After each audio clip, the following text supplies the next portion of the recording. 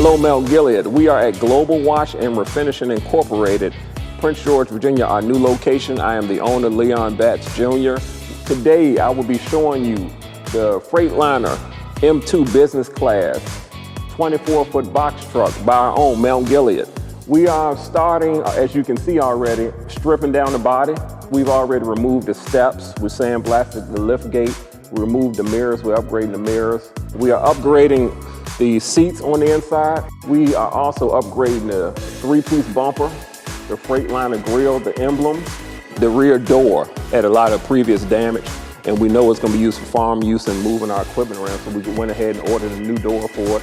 So praise God. When this thing come back, it'll be totally new. Bishop even called. He said, "Brother Batts, I want the new." I said, "Bishop, you want the new, that's what we do."